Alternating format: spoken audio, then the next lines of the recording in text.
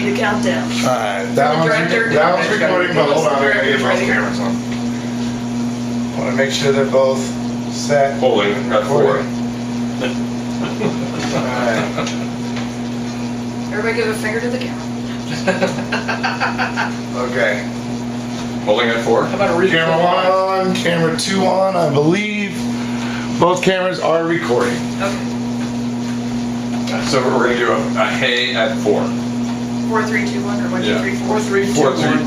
3, 2, 1. Hey. Hey. And again, if Not you're one. ready, Not hey on 1, but 1. Hey! say that again.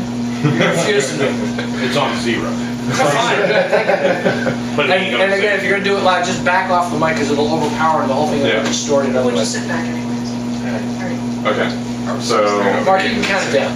No, you. Oh, wait a minute. He's got his hands up in the air. I'm already going. Let's go. I wasn't worried about blocking either one. If you block it, you block it. If you move around, you know. Get in here. I mean, because it's a good cross section of the two. So You feel comfortable and not act like you're This one actually has the whole table. Believe it or not, that actually is showing the whole time. Okay. Very good. So 4, 3, 2, 1. Hey! Welcome to the beer show in Key West, and this is our second show, and we actually have a name. It's all boiled down. It's been a long due process, and we now officially have a name. And I'm going to turn it over to Danny, because Danny Hoy has the name, and she's gone through all the different applications and suggestions, and she's got the answer right here for you. Tell us what that name is. Have I got the answer for you? Well, we had over 61 different names offered, and there were a few that kind of came together, but we kind of mishmashed a few things, a few ideas together that we really liked, and came up with something we thought was kind of unique. We decided to go with the name Key West Beer Tales, the sum of all beers. And we would like to thank James Walters, Thomas Frazier, Jesse Dillon, and Angela Brenham for coming up with that combination of names and ideas. And, woof! We have dogs And here. the dogs are here. The whippets are here to Who will enjoy. let the dogs in? I'm guilty. Absolutely. I would like to thank Danny Hoy for the colon, by the way. Yes, the colon. Let's put the colon As right opposed to in the there. colonoscopy. Now, also, just a reminder, folks. We have Dave Bevins Sr. Hello. and we have Dave Bevins Jr. Say hello, Dave, because people can't hear you when you wave. Hi. There we go. And we have Cowboy Mark. Yeah. The Cowboy Mark, by the way, is going to be our bartender. He's going to be the one who's serving us this evening. Great bartender. He's a marvelous bartender. Yeah. Yeah. Okay, so we're going to I'm start. Danny Hoy. And we've already. I know kind of like flipped it over to you. And this is Key West Chris Green. I'm Key West Chris. Yeah. Can I just mention something? Sure.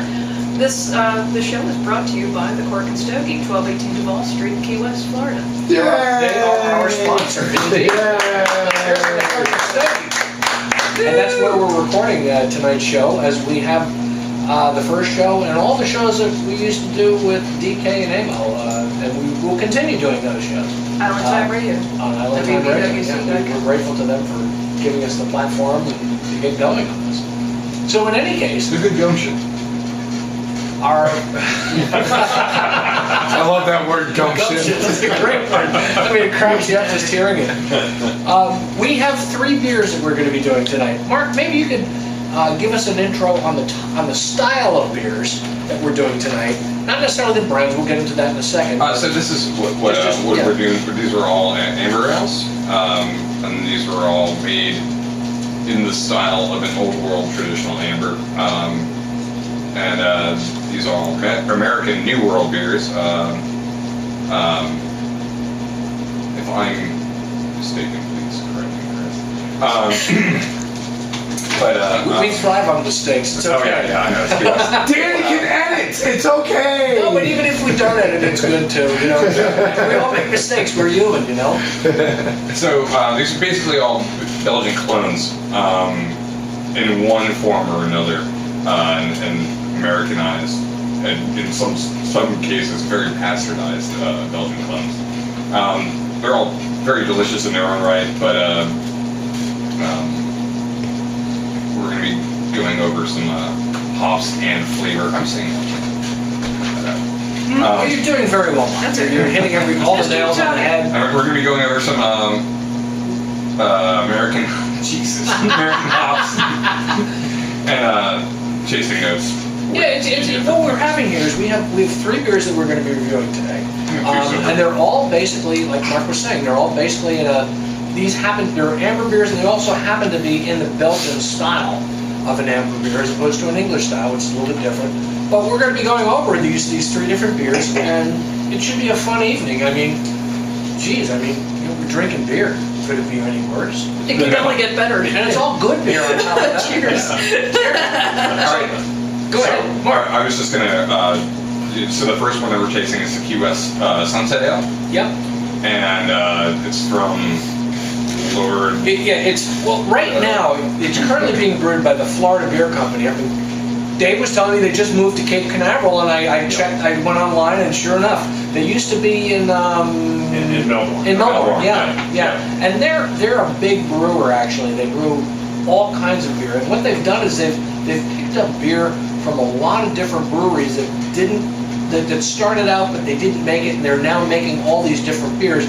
The beer that we're having tonight is the Key West Sunset Ale. Used to be brewed just up the road here on, I think it was mile marker 6 or 7 or something like that. And as a matter of fact, if you go over to the Hogfish, and you know they have that big warehouse that people live in, if you walk down the east side, you're going to see like some of the brewing kettles. Somebody built it into part of their apartment. It's really cool. Oh, no kidding. Yeah. I didn't know that. Yeah, it's really cool. If you go over there, it's like, wow, those are brew kettles. It's right over by Safe Harbor. Yes, Yeah, exactly. Safe Harbor, yeah. Exactly. Okay. Yeah. So in any case, the Florida Brewing Company is now brewing this. They also brew beers that used to be made in Tampa. They brew beers that used to be made in Miami. I don't know how many they cover, but I'm going to say it's close to a dozen different breweries, and they're doing all their beers. So they're doing some contract brewing. It's not even contract brewing yet. That's the funny thing, is that it started out that way, but I think they bought them out. I don't think because everything's under their banner now. Yeah, they've taken over a lot, of the actual contracts. Which is good, because a lot of these beers were really, really excellent beers. We have the Sunset Ale, of course, and the beers that were out of Miami were fabulous. The beers out of Tampa were extraordinary, and they're still being made. So the cigar, it wasn't Cigar City. It was I'll think of the name later.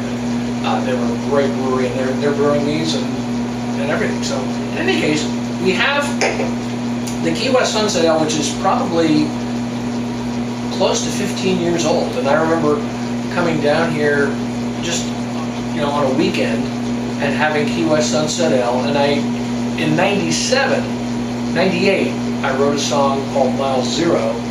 And in that, one of the lines is "Sidestep Duval for a Sunset Ale." So it's been around that long. Yeah. So let's all have a taste of the Sunset Ale here. It's kind of a Chin chin. maybe somebody could give a description of the colors. Well, so just off the top of my head, the color is amber. It's amber. We're doing amber ales. But it's a light amber. It's a very light amber. Yeah. It's opaque, and it looks delicious. Actually, It's cloudy. it is a little bit cloudy, opaque. I would say my first, not the initial flavor, but the actually back end is a little bit of a rusty nail. Last week you were eating banana peels. Now you're going to tell us you're eating rusty nails as well? No, I'm sorry. I was with him last week. We were smoking the banana tree.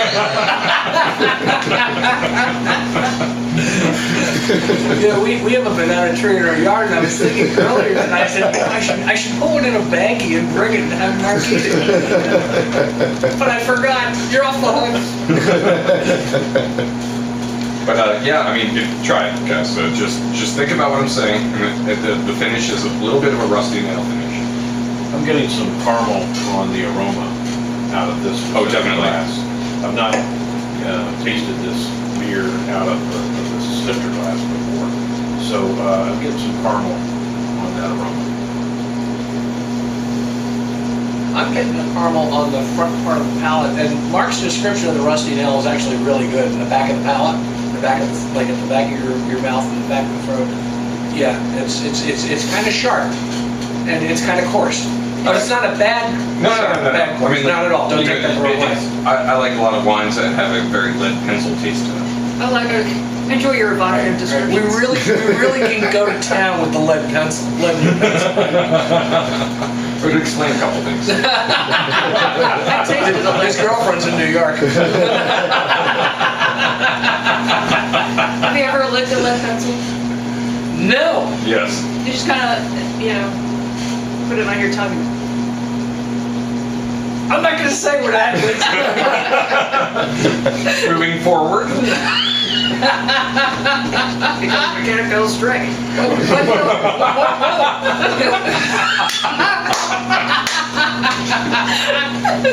Key West. Hashtag Key West. Yeah, welcome to Key West. Welcome to Key West. So actually, here we are. We're all talking about one of the things that's really cool about having Danny here is that I've been drinking quality beer since I was 18, which was the drinking age. So it gives you an idea how old I am. Danny, on the other hand, she's relatively new to all of this, so it's good. So you have people like me who have been drinking it my whole life. Cowboy Mark, who's been making a study of it, Yeah. and he's a brewer. We have Dave, who's a publican here, who tries all the beers. But Danny's kind of a novice. So for the people who are listening, it's really good. You get a whole big perspective. It's not like you have like a couple of beer snobs talking about beer. On the other hand, Danny's going to be coming up with all kinds of questions that somebody who doesn't know these things can ask, and it's educational for everybody, because you all have to start at one point. Everybody starts at one point. You're not born with the knowledge. And so Danny, what are you perceiving out of the taste, and do you have any questions on it or anything like that? Well. Well then. No, well, let's see. How shall I put this? I agree with the caramel. I mean, it's like scent is such a huge part of tasting that, I've learned that from drinking wine, is, getting the nose of the wine and the lead pencil in the back of the throat. I got the lead pencil in the back of the throat. Whoa! And, That's what she said. that's what she said. But it does have, when I think lead pencil, it's kind of almost a metallic, like a Yeah. metallic taste in the back, Yeah. and Yeah. it's Yeah. making me think of that, kind of, it's very crisp. It's the anti-oak in wine. But, Yeah, But absolutely. the rusty nail, which is the reference for this beer, Yeah. it's just like it's. I think actually what it is like residual yeast and like kind of a cakey kind of byproduct of the hops in flavor. Okay. And the way they interact, those two flavor profiles. It's like so the hops is very mild. I mean, it's not a hoppy beer by any means, but No. it has hops in it. It actually has a wonderful bouquet of hops in it. What kind of cake? What? Bouquet. Okay. It's a French word. Oh, I mean, what kind of hops? Well, the hops in it, they have First Gold, Mount Hood, and Chinook. Well, Those Yeah, are the Mount Hood. They're all American-based hops. Mount Hood is a really brilliant one. It's very fragrant. Very, very nice. If there were a cologne made from Mount Hood hops, I would wear it. And probably only attract like beer snobs, but. well, what would be wrong with that, right? Yeah, right. Exactly. Absolutely. I try to mate outside of my species, not so. Oh, okay. Just Good idea. at variety. Yeah. But anyway, I like this. This is one of the first beers I drank while I was here. In fact, I think I stopped on the way down, stopped at like Alabama Jacks and had this or something. It was just like for me, this was kind of like a few years ago an introduction to beer in Key West. It's a great introduction because it's not an overly powerful beer. It's a beer that somebody who likes good beer can drink, and somebody who is a novice and they want to try something different, it's a good it's a good beer to go into as a first try. It's also, you know, you mentioned it was a bit cloudy. It's not really overly cloudy. It has a hint of cloudiness, but I think that it's a testament to what Mark just said, is that he thinks there's a little bit of residual yeast in there, and that's very possible. But this is a very refreshing beer. You know, I actually think that they, I give them credit for actually leaving it a little cloudy, you know, not refining it too much.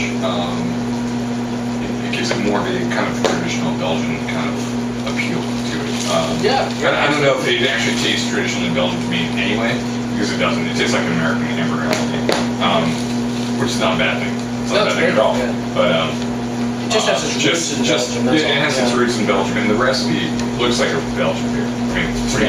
Yeah. But yeah, I mean, whatever. So it's nice that they kind of. I think that was intentional. I'm not speaking for the brewery. But it's intentional. Yeah. Well, yeah, and the brewery, you know, was originally here in Key West. Now it's owned by somebody else, but I believe, if I'm not mistaken, they're using the same recipe. And just as far as the recipe goes, one of the things I found, you know, as we're doing this show, you don't want to come into it completely naked, so you want to do a little bit of research, learn a little bit of things about it. This is one of the breweries that, although I'm enjoying their beer, their websites really are sadly lacking in many parts. And to get stats on the beer, I really had to go hunting from different places. Danny just drank the rest of my beer. Okay. I deserve that because I drank the rest of the beer earlier before the show started. Danny Shanghai that beer. She did, yeah. But just for the record, this beer has a 5.0 alcohol by volume. It's got a bitterness rating of 16. It uses caramel and let me try that again. It uses caramel and 2-row pale malt. We're using First Gold, Mount Hood, and Chinook hops. And that's, I think, it's just a wonderful beer. It's a nice. It's not going to win beer competitions, but it's a very nice beer to drink. Hats off to the Florida Beer Company up in Cape Canaveral, and we thank them for keeping it alive, because if it wasn't for them, this beer would have died years ago. Yeah. Space Coast. By the way, you can edit this out, but we gotta stop between beers. That camera needs to change battery. Oh, You know what I was thinking, Dave? Is that in between beers we should just stop the cameras in general? Yeah. Okay. Yeah. We can get them ready. Yeah. I meant to say that earlier, and it was one of these things where we just had everything going on. Yeah. Yeah, because this one's blinking red battery. Yeah, okay. In which case, use the 4 of those. Hopefully, those things are like half full. So, did you stop this one over here? No, not yet. I'll just stop it, because otherwise it'll